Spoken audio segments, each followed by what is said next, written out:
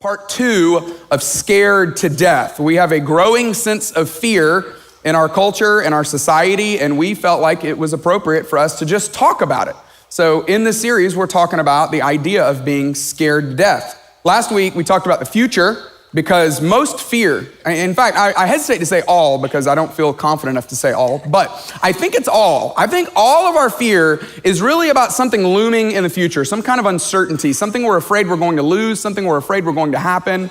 So last week we unpacked the fear of the future. Today we're going to talk about the perpetual anxiety in the present. And next week we're going to talk about the problem with the past. What do we do about the past? Because though our fear is usually something out in the future, it's rooted in something from the past.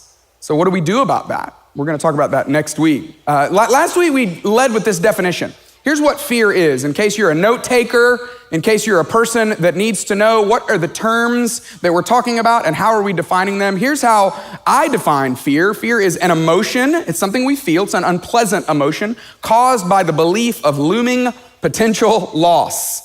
There's some sort of looming loss in the future, and it's creating a fear in us. And fear has a cousin. Fear has a relative. Fear has an unpleasant companion emotion associated with it. And it's this, anxiety.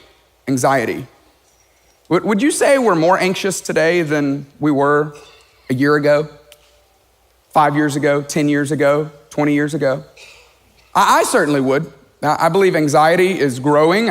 Just from the time that I spend in conversations, I have a lot of conversations with a lot of students. My background is in student ministry, and I'm still trying to look like a student, and I enjoy students. I love being around students, but one of the things that's true, and you can relate to this, if you don't suffer from anxiety, you know someone who does. And if you're a parent of a teenager, you know that students are suffering from anxiety at an alarming rate. I saw this statistic. This is scary, but the average high school student today, listen to this. The average high school student today has the same rate of anxiety, the same level of anxiety as a psychiatric patient from the 1950s. That's alarming, right? In fact, I have read about how anxious America is. America in general is just anxious. In fact, we are more anxious than pretty much every other country on planet Earth. In fact, I read that if someone immigrates to America from another country, they naturally get more anxious. They just become more anxious just by being here. There's a lot of other benefits to being here, I think. But one of the side effects is that you might become more anxious. I don't know, that should be a part of the conversation around immigration, I would say. It's at least a caution, hey, be careful. There's a lot of great things in America, but you might also get a little more anxious. Over the last 80 years, I saw this statistic that for the last 80 years that we are growing in our anxiety, that we have gotten more anxious every year for 80 years. Which I think makes sense, right? We've been through a couple of world wars. We've had some really difficult things happen in our economy. We wrestled through, went through, dealt with 9/11. We had the financial collapse of 07-08, which made it seem now all of a sudden, or made us aware of the uncertainty of our financial situations. There is a lot of anxiety.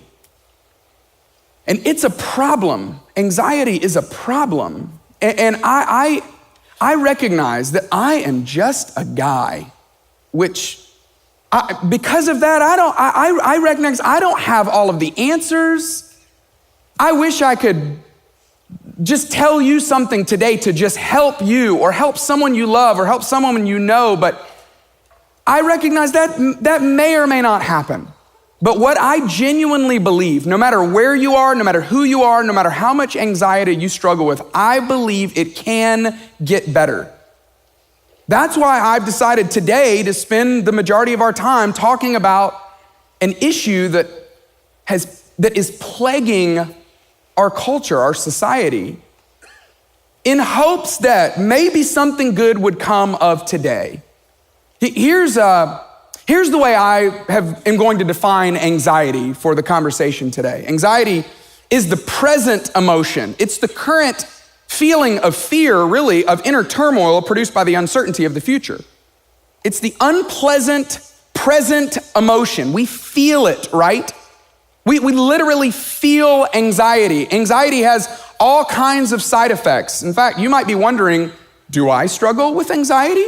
Well, here's how you might know if you do struggle with anxiety. If you have headaches, muscle pain, tension, sleep disturbances, tightness felt through the body, especially in the head, neck, jaw, face, chest pain, ringing and pulsing in the ears, excessive sweating, shaking, trembling, cold chills, hot flashes, accelerated heart rate, numbness or tingling, depersonalization, derealization, upset stomach, nausea, shortness of breath, feeling like you're going insane, dizziness, or feeling faint, you may just have anxiety.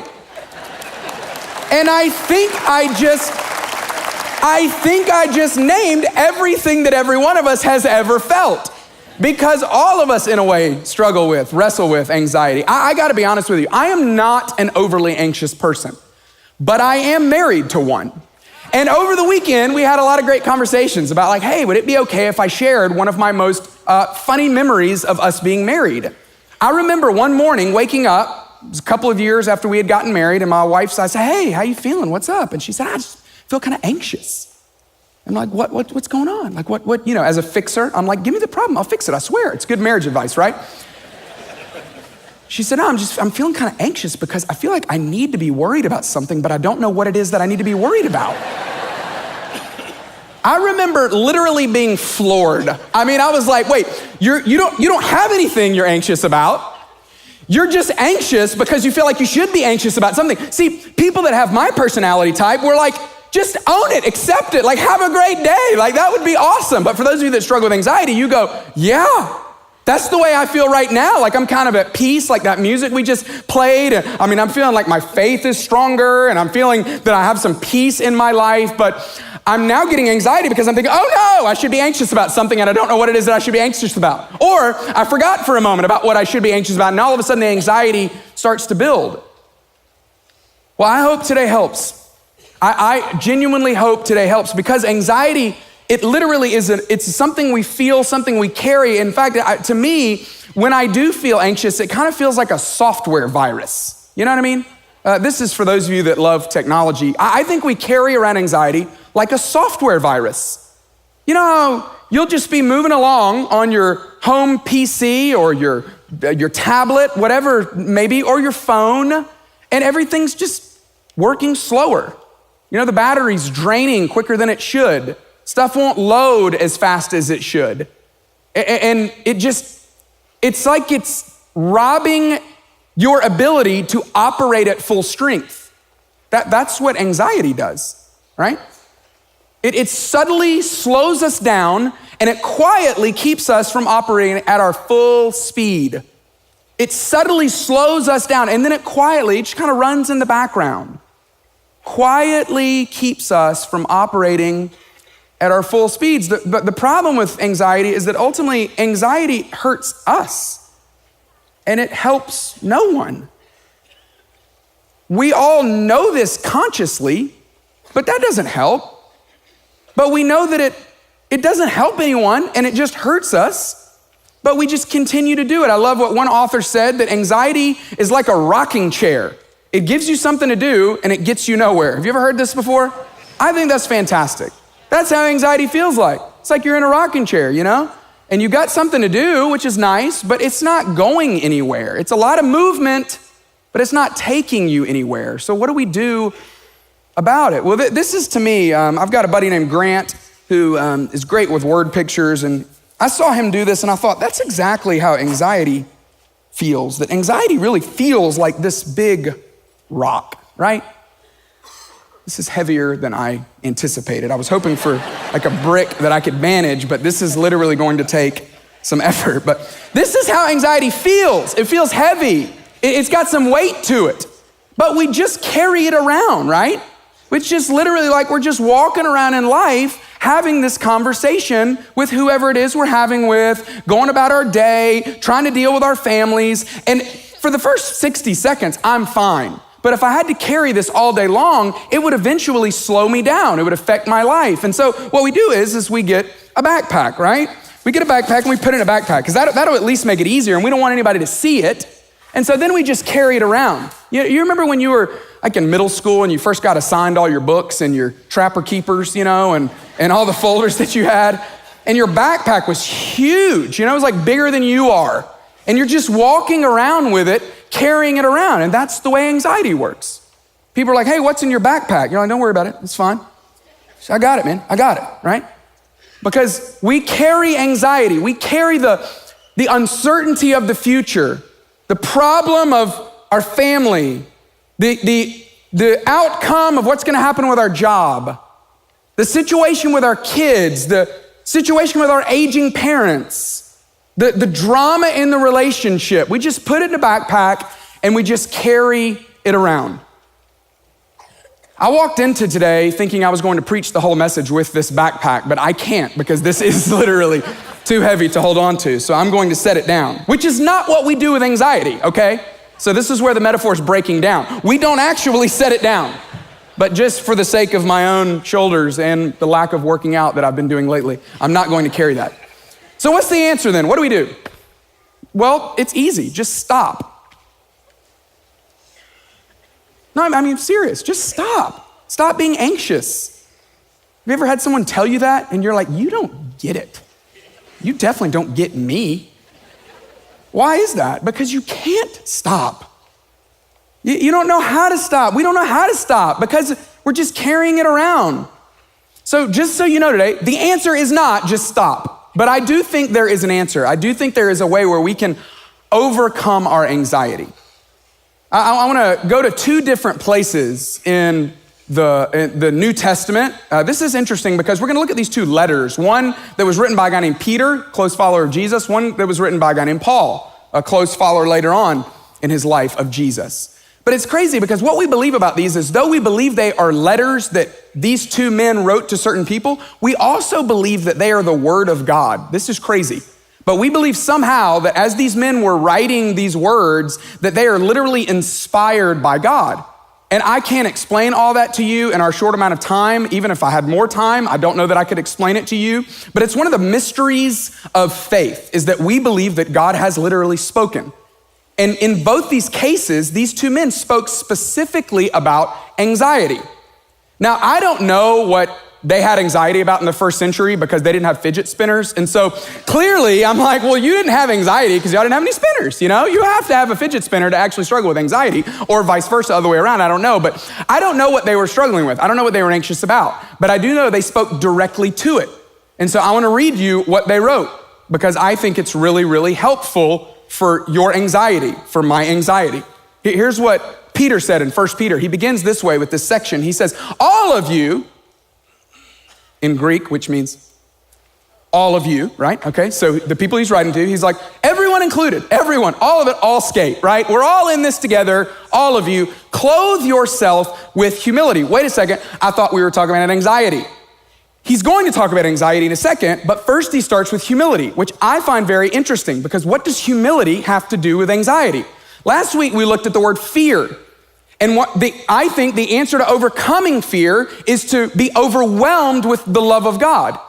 But when I think about fear, I don't think about the word love. In the same way, when I think about anxiety, I don't think about the word humility.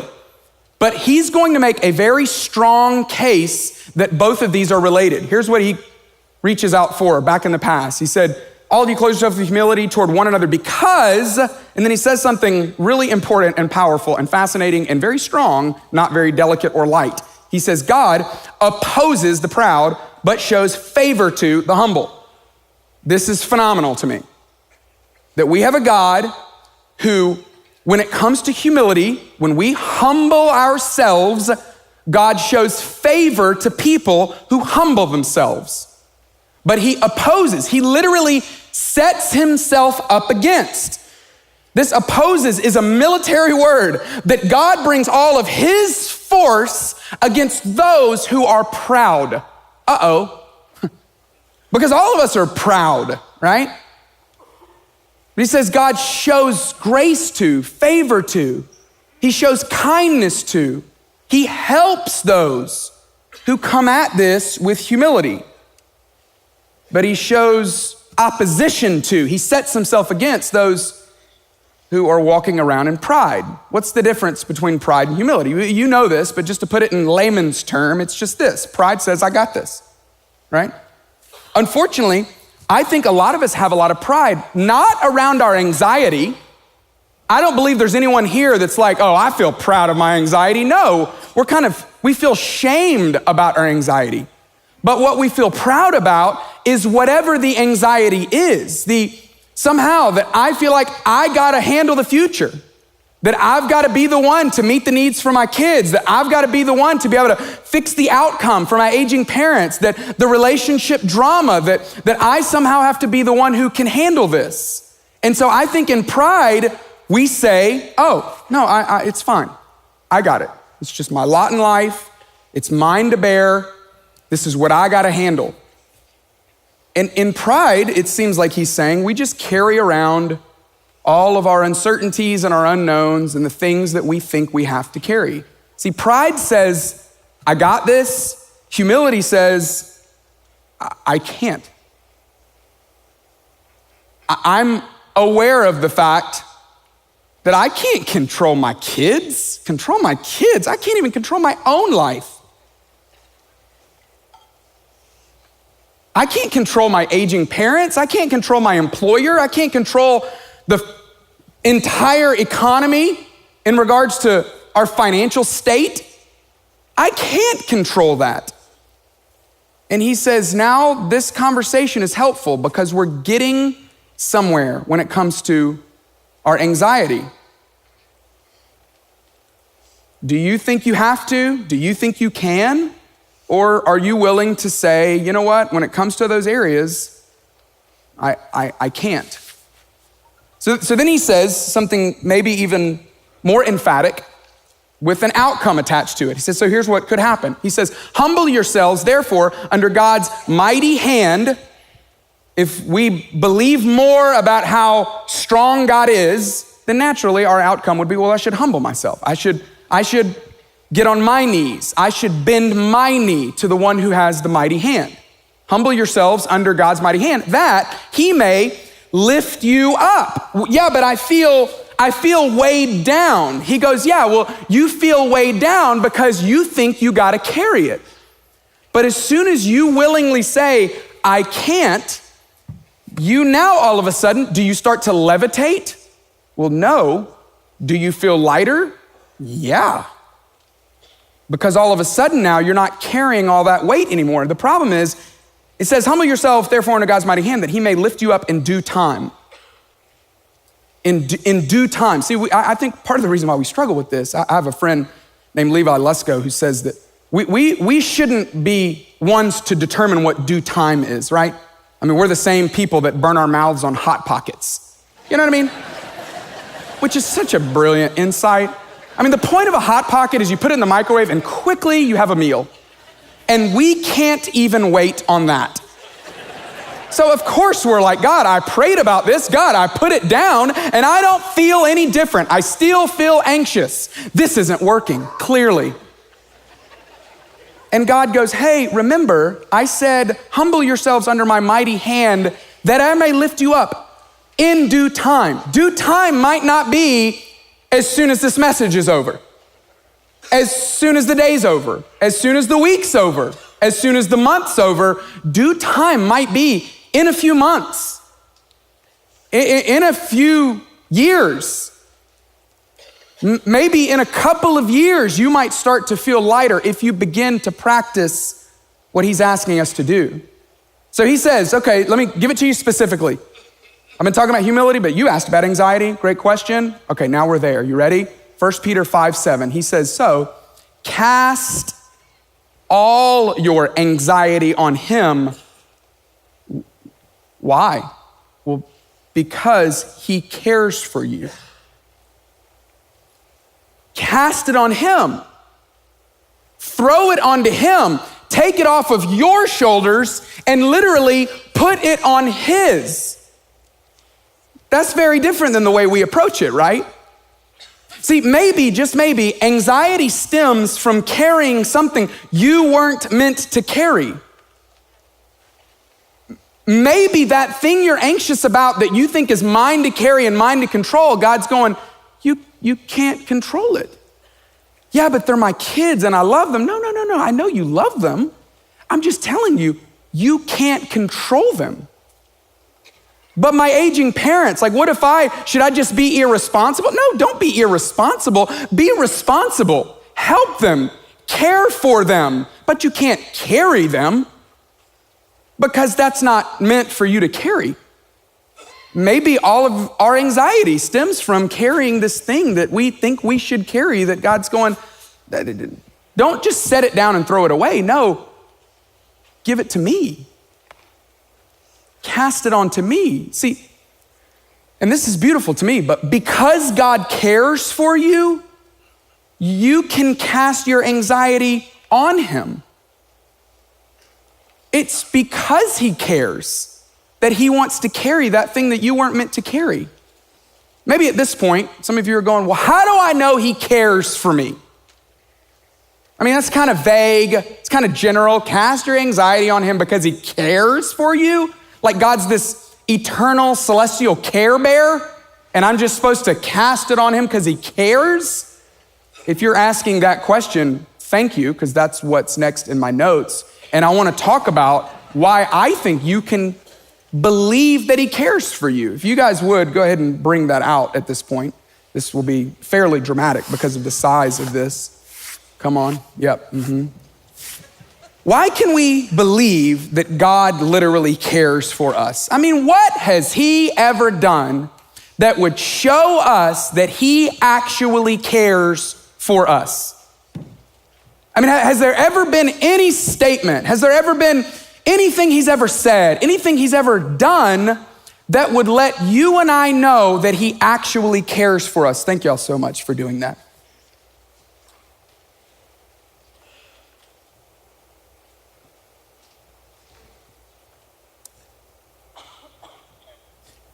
This was an instrument of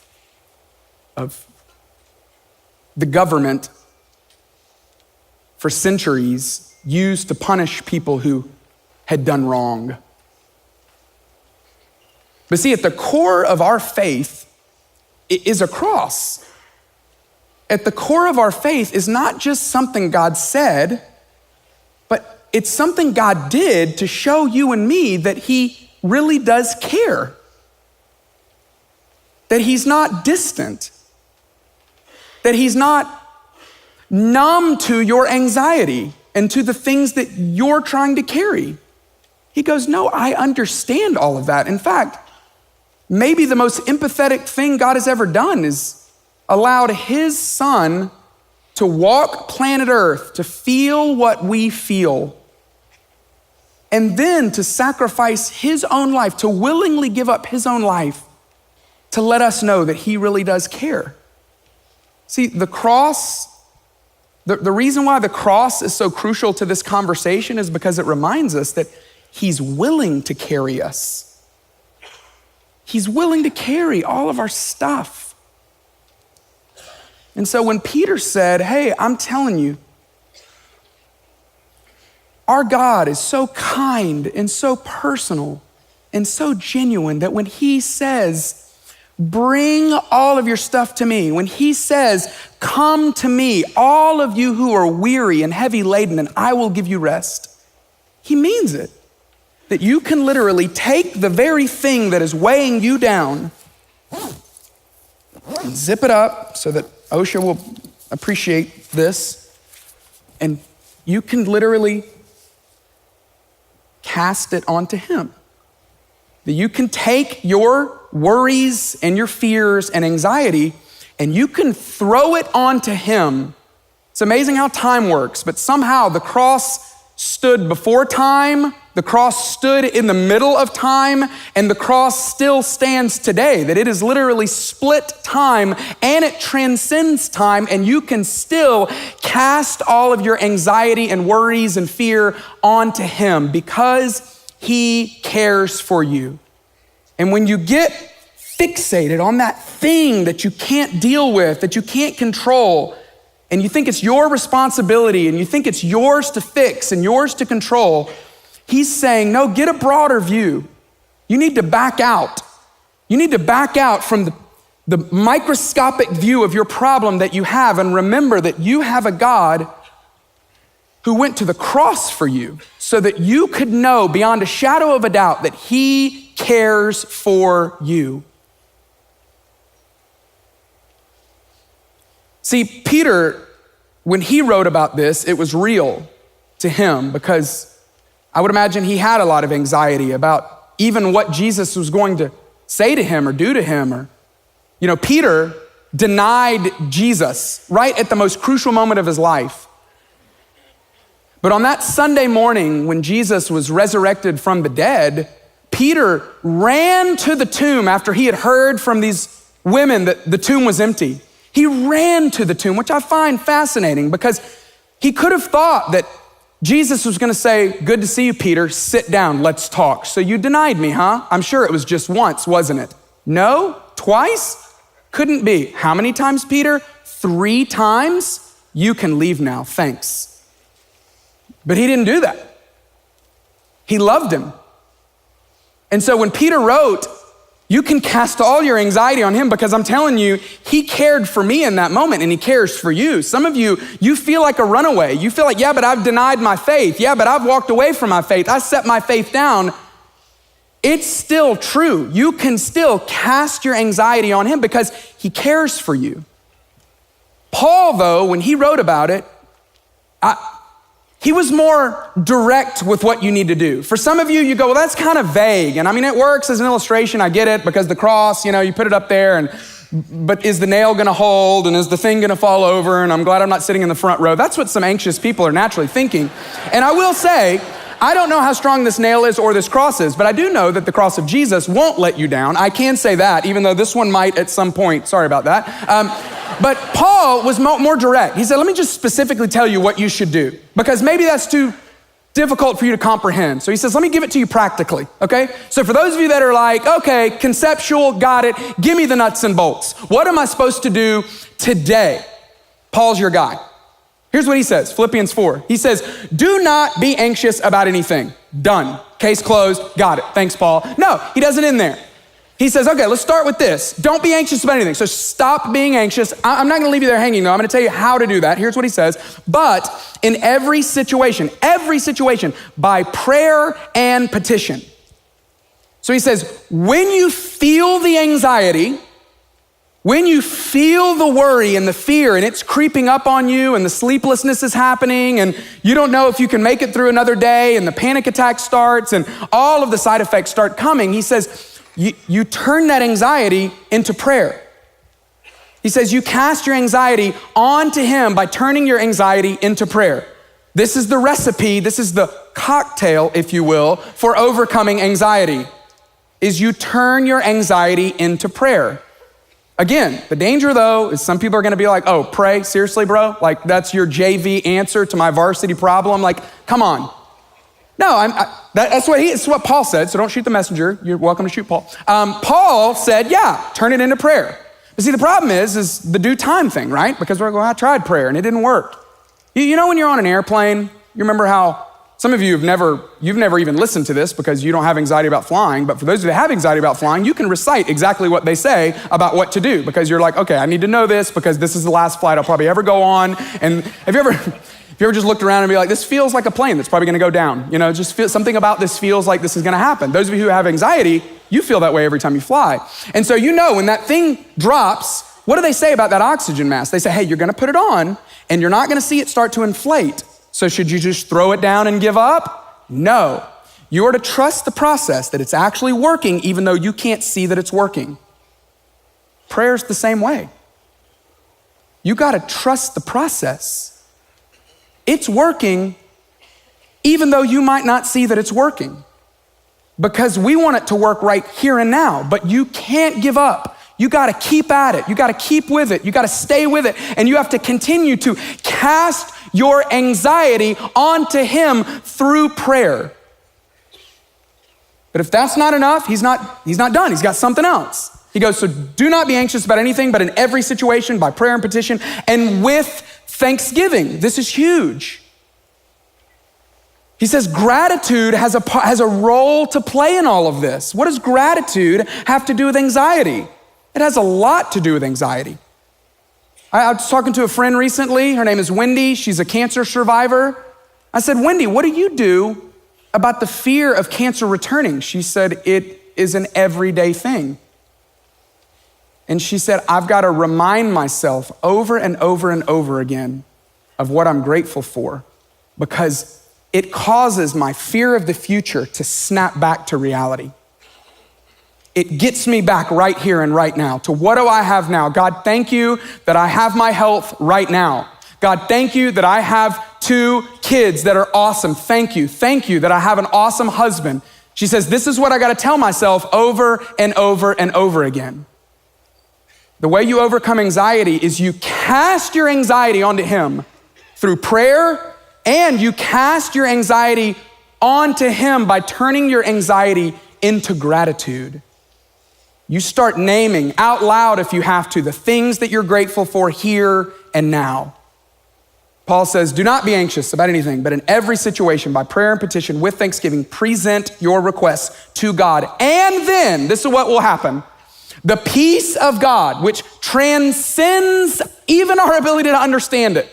Some of you, I can see you nodding right now because you go, oh yeah, I have experienced a peace in the middle of my anxiety that I cannot explain. And I love these words. It will guard your heart and your mind in Christ Jesus. It'll guard your heart. That this peace that is beyond any explanation, built by the cross, defended by the cross, will secure, will keep safe, will guard your heart and your mind. When I first read guard your heart, I thought about the Duke Blue Devils, the way they play basketball. You seen them pick up full court? You remember the way Bobby Hurley picked up full court? Remember the way Gene Wojciechowski picked up full court? Jay Williams, you remember how he picked up full court? What are they known for? What did they do? They slap the floor. They go, let's go, right here, right now. Some of you are like, are we at basketball camp right now? It's what I thought of. I just thought, honestly, because you think about it, they're basically saying, you're not getting around me. Let's go. Good luck. You're not getting around me. And that's what peace does. Peace surrounds our heart, slaps the floor and says, come on, anxiety, let's go. You're not getting around me because I am built by a cross. I'm built by love. I'm built by a God who has a mighty hand. And I can't even explain how it works, but Paul says, if you cast your anxiety onto him through prayer and with thanksgiving, with gratitude, that you can experience the peace that it doesn't even make sense, that will guard your heart and your mind in Christ Jesus. See, the cross reminds us that God is willing to carry us. I think this is a big deal. The cross is a statement of empathy. The cross is a statement of sacrifice. That we have a God who says, I am willing to.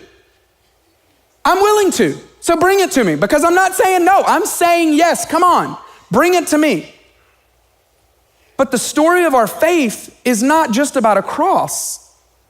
See, the beauty of the cross is that 3 days later, there was an empty grave. And though the cross reminds us that he's willing to, the empty grave reminds us that he's capable of carrying us. He said once and for all, I defeated death. I defeated death. Your anxiety, it can't overcome me because I've overcome death. So what do you do in the middle of your anxiety? There's a decision that we're all faced with. Will you try to carry your fears? Will you try to continue to carry your anxiety? Or would you be willing to will you be willing to cast your fear, your anxiety on the one who cares for you? This is the question that every single one of us have to wrestle with every single day. What am I going to do today? Am I going to try to carry something I wasn't meant to carry? Or am I going to cast my anxiety onto the one who cares for me? I genuinely believe that no matter who you are, no matter how strong your anxiety is, that you can find victory, that you can overcome your anxiety, that tomorrow can be better than today, that a year from now you can look back and go, it's still there, it never leaves. But through prayer and petition, with thanksgiving, I've learned the practice of presenting my requests, of casting my anxiety onto him. And he cares for me. And the peace that transcends any human ability to explain it is guarding my heart, and it can guard yours as well.